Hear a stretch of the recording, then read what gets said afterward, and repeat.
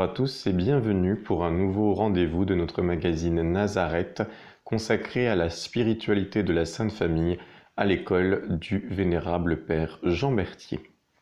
Dans ce magazine, nous allons ensemble poursuivre notre découverte de la vie du jeune Jean Berthier et nous en sommes arrivés au moment de son adolescence marqué par deux grands moments, sa première communion et sa confirmation.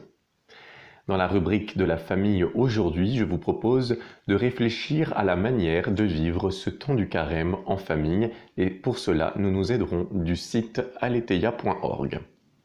Et puis enfin, pour conclure, nous allons ensemble découvrir un des nombreux ouvrages du Père Jean Berthier. Celui-ci est destiné aux petits-enfants. Voici donc tout de suite la suite de la vie du Père Jean Berthier. La piété et la tendance des aspirations du jeune Jean Berthier se manifestaient surtout pour les choses du culte. Le père Berthier aimait à dresser de petits autels miniatures et, pendant son adolescence, s'exercer à célébrer la Sainte Messe. C'est à cela que s'occupait donc notre jeune adolescent dans un coin de la maison familiale. Et ce n'est pas tout. En rentrant de la messe dominicale, il aimait monter sur la chaise de la cuisine et réciter de mémoire le sermon du prêtre, en tout cas ce que son jeune âge en avait retenu. Cela édifiait notamment sa maman. Il aimait aussi regrouper tous ses petits camarades autour de lui et leur faire réciter leurs leçons de catéchisme, les exhorter à vivre dans l'amour de Dieu et à vivre la sagesse. Il voulait vivre en Dieu et cela, le curé de Châtenay l'avait bien compris. Il le choisit donc tout naturellement comme son enfant de cœur. Il approchait ainsi l'autel, le lieu où le Christ se donne en sacrifice pour le monde entier. Le dimanche des rameaux, comme le voulait une ancienne tradition dans les églises de France à la campagne au XIXe siècle, le Père Jean Berthier était chargé de réciter par cœur l'évangile de la Passion du Seigneur.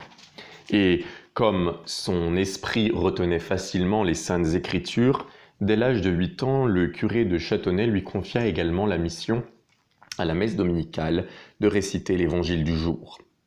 Le prêtre, comme le veut le rite tridentin en vigueur en France jusqu'en 1970, chantait donc l'évangile en latin à la grand-messe, puis le petit Jean Berthier s'approchait de la table de communion et récitait de mémoire la section correspondante de la Sainte Écriture en langue française. En 1852, alors que Louis-Napoléon Bonaparte vient de se proclamer empereur des Français, Jean Berthier, qui à l'âge de 12 ans, fait sa première communion dans l'église de Châtenay. La nièce du curé, du même âge que lui, dira plus tard qu'il fit sa première communion avec une piété angélique. Mais écoutons un de ses camarades qui ajoute « Je me souviens d'un trait que je n'oublierai jamais. J'étais à sa gauche à la Sainte Table. Lorsque nous eûmes reçu la divine hostie et que nous retournâmes à notre place, je remarquai que Berthier pleurait. Je compris bientôt que les larmes qui coulaient de ses yeux n'étaient que des larmes d'amour et de bonheur. » C'était le jour de la Sainte Trinité 1852 et Dieu avait pris possession de l'enfant. Le Christ avait fait sa demeure en lui. Et 3 jours plus tard, l'Esprit Saint venait confirmer ce que cet amour avait suscité.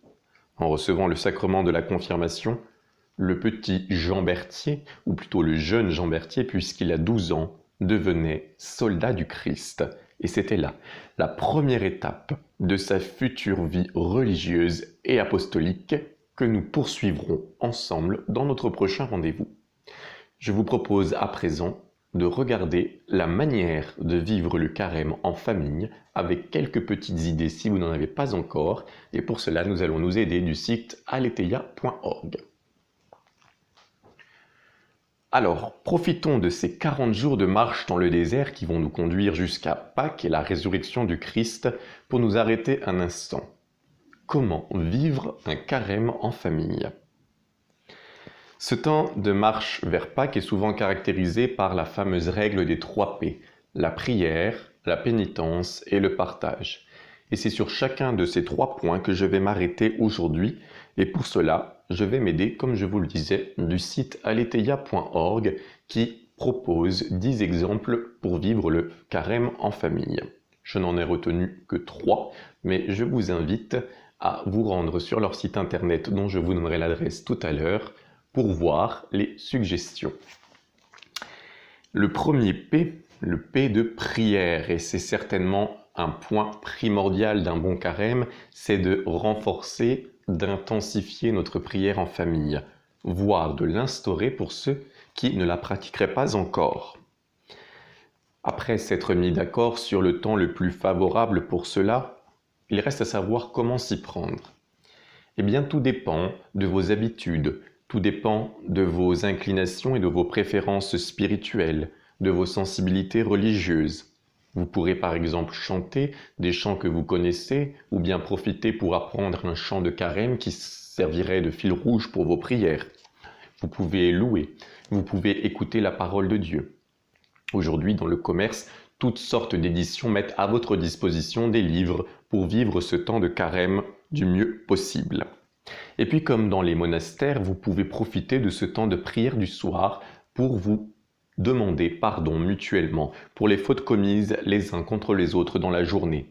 Et puis pour apprendre notamment aux plus jeunes à faire silence, car c'est dans le murmure d'une brise légère que se manifeste Dieu, c'est dans la force du silence, comme nous le disait le cardinal Sarah. Un temps de silence pour faire un examen de conscience et demander pardon à Dieu pour tous nos manquements de la journée et nous engager à vivre mieux le lendemain. Pour nous aider dans notre prière, les éditions MAM ont créé ma première boîte à prière du soir, ma boîte à prière du soir, une petite boîte vendue 9,90 € seulement et qui contient 40 prières à piocher au hasard. Voilà un moyen très ludique de faire participer vos enfants. Le second P est le P de la pénitence et c'est sans doute là l'un des points les plus difficiles à vivre, surtout en famille et surtout pour les enfants. Le site aletheia.org propose donc de choisir et de vivre un effort commun à la famille. Voilà une bonne idée pour s'encourager les uns les autres et pour s'édifier les uns les autres. Les enfants apprendront de l'exemple de leurs parents. Bien sûr, cet effort commun doit être adapté aux âges de chaque membre de la famille, il doit être réalisable par tous et bien entendu doit concerner toute la famille. Là encore, j'ai envie de dire que tout dépend des familles et des habitudes de chacun. Le site Aletheia propose des exemples, par exemple se passer de chocolat pendant le temps du carême ou bien se passer de jeux vidéo, à condition évidemment que tous les membres de la famille jouent aux jeux vidéo. Enfin, le troisième P, c'est celui du partage. Un partage à vivre en carême et que vous pourriez vivre de façon solidaire. Chaque membre de la famille s'engage à faire des efforts pendant le carême et à chaque effort réalisé dépose une petite pièce que les enfants peuvent prendre dans leur argent de poche dans une tirelire prévue à cet effet. Et à la fin du carême, vous reversez le contenu de cette tirelire à une association de votre choix ou bien à votre paroisse qui s'en chargera puisque les paroisses proposent souvent de vivre des efforts de carême en partenariat avec différentes associations humanitaires ou caritatives en France ou dans le tiers-monde. C'est là aussi le sens du carême, vivre le partage.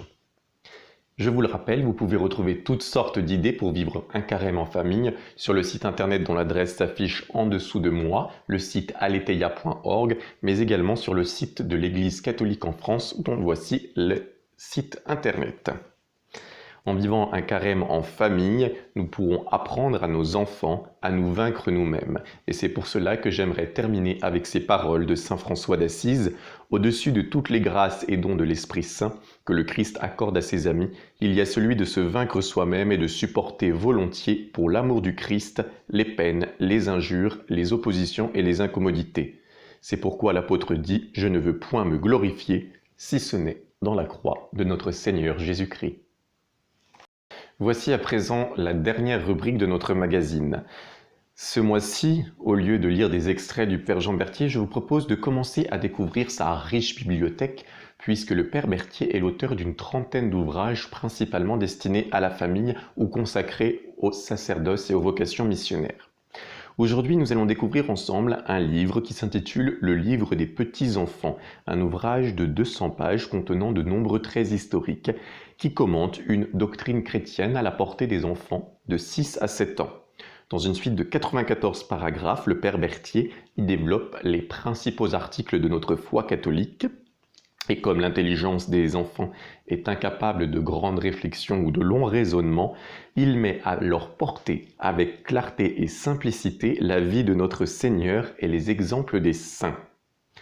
Sans s'en apercevoir, l'enfant retient ainsi des points de doctrine importants qui en découlent directement et que l'auteur explique après chaque trait. Ce qui est remarquable dans cet ouvrage, c'est que c'est un père qui s'adresse à ses enfants et on y trouve le langage, le cœur et la patience d'un père. Le livre s'ouvre par la profession de foi d'un enfant de 7 ans nommé Baroula qui, après d'atroces tourments, eut la tête tranchée sous les yeux de sa mère.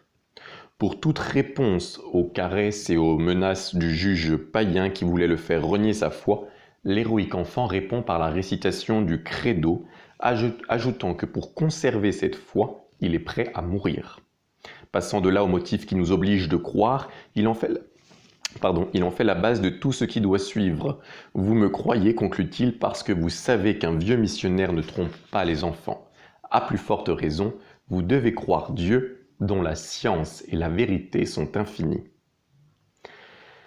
Après avoir disposé ses petits lecteurs à accepter la doctrine de Jésus-Christ, il termine par quelques mots sur les divers états de vie, en engageant les enfants à devenir des saints, comme l'avait voulu et promis dès son enfance Saint Pierre Célestin, dont le récit termine ce livre dont je vous rappelle le titre, « Le livre des petits-enfants », ouvrage de 200 pages du révérend père Jean Berthier, que vous pouvez vous procurer chez de très bons bouquinistes, puisque les ouvrages du père Berthier ne sont plus actuellement réédités à notre grand malheur. Voilà, c'est ainsi que se termine ce rendez-vous de Nazareth, notre magazine consacré à la spiritualité de la Sainte Famille à l'école du vénérable Jean Berthier. Nous poursuivrons le dimanche 5 avril la découverte de la vie de ce grand missionnaire déclaré vénérable par le pape François. Et d'ici là, je vous souhaite un bon temps de carême, une bonne marche vers Pâques, et je vous retrouve donc dans un mois.